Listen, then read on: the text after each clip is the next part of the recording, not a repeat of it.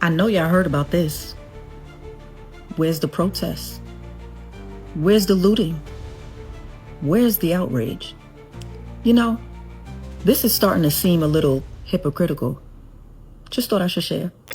You'd think a man being beaten to death by police would be front-page news for months. You'd think protests would break out. Your favorite celebrities would be giving speeches. You know, the whole works. We need justice for George Floyd. We all witnessed his murder in broad daylight. We're broken and we're disgusted. But Tyre Nichols, well, he didn't get that. The obvious difference between this case that sees a black man being killed by police officers is that the officers in this case were black. But why should that matter? This guy was brutally attacked by officers, and even though 2 of them went on to plead guilty, and they're still waiting for their sentences, the other 3 got off.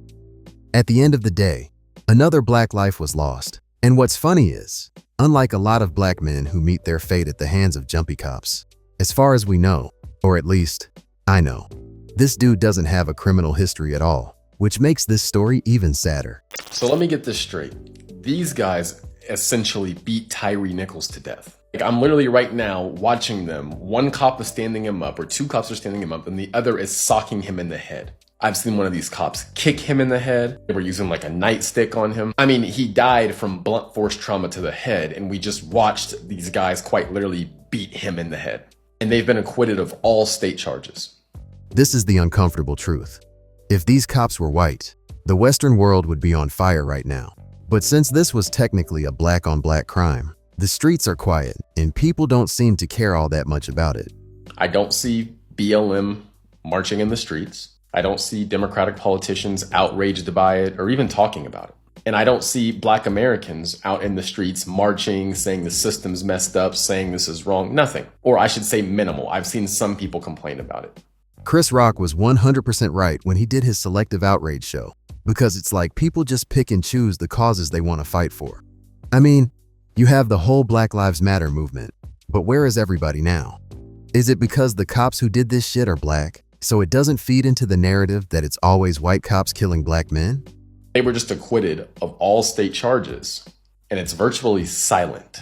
Many Black Americans in this country are so hypocritical, and they're ideologically inconsistent. Now, let this have been 3 or 4 white cops. People would be in the streets marching, politicians would be talking about it, it would be all over the news. But since it doesn't fit the narrative, we're just gonna sweep it under the rug. And this is what's embarrassing for many of the black people who would be out in the streets marching if these were all white cops. You're ideologically inconsistent and you're hypocritical. You don't really care about black lives, and you don't really care about right or wrong. Because if you truly did, you would have the same energy about this as you would if it was a bunch of white cops. Here's another one of the reasons why I think you're not seeing outrage amongst the black community. Because remember, I've said many Black Americans have this unrelenting loyalty to being black. So since they have this unrelenting loyalty to being black, and for many of them that guides which direction they go, they don't know which direction to go. Because all the cops are black and the victim's black. So who do they side with? Because remember, it's not about right or wrong in many of these cases, it's about aligning with your skin color. So since there isn't a skin color to align with because everyone is the same color, they basically stay silent.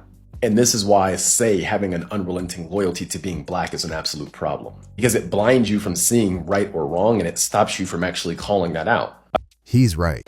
Once the color of your skin starts to dictate the things you do or say, you've lost the battle, and everything in your life will be seen through a racial lens. Like these cops literally beat him to death, and it's silence when they were all acquitted of state charges. It's crazy, you can't take these people serious. The people out in the street marching about police brutality primarily only do it when a white cop does something to a black person. This seems like a textbook case of police brutality, and they're not out in the streets marching. And again, it's likely because all of them have this skin color.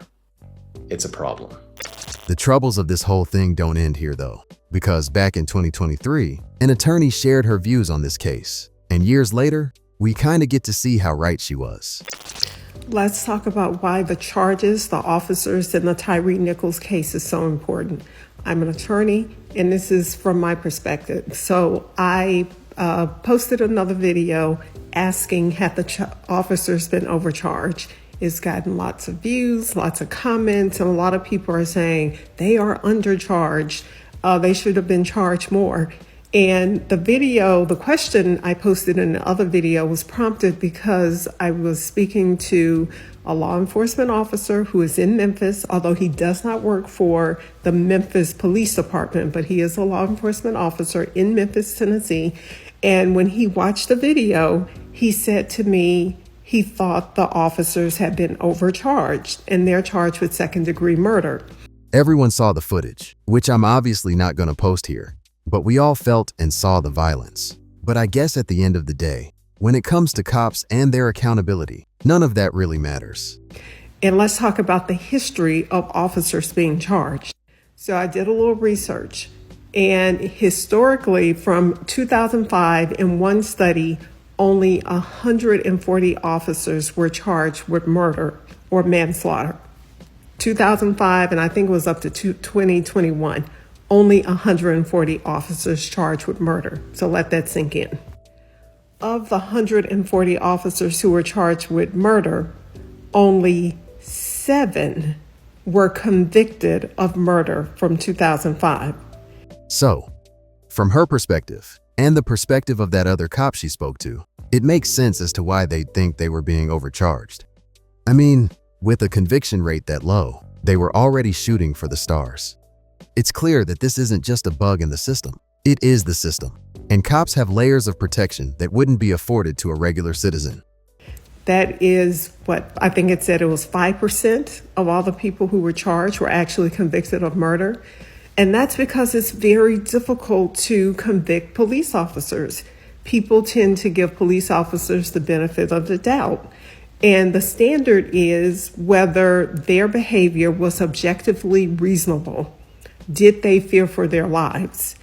And I heard one of the officers in the audio of the Tyre Nichols beating say something that I believe he will use and the other officers will use as a defense.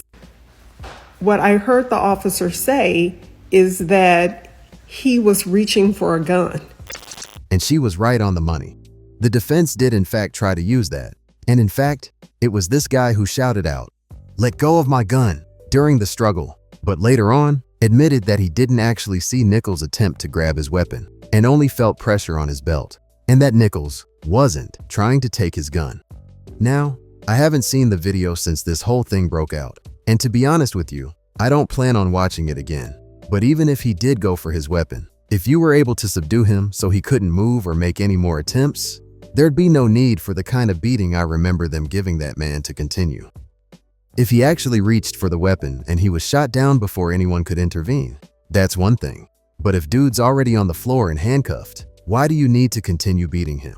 That doesn't make any sense to me. And if you're gonna be that fearful in a situation like that, maybe you shouldn't be a cop. Now, I have already been very transparent. I haven't watched the video. I don't intend to watch the video right now because I just don't want to deal with the trauma of having to watch it.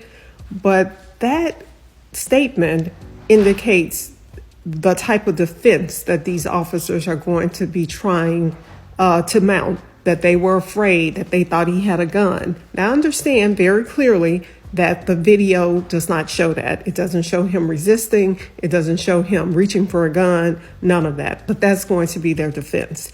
And remember, there are going to be 12 people in a jury box who are going to make a decision about whether they committed second-degree murder. And jurors are sympathetic toward police officers.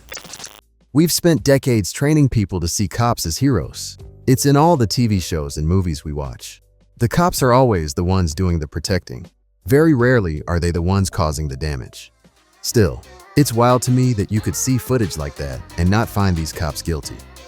Anyway, guys, let me know what you think down below, and I'll catch you on the next one.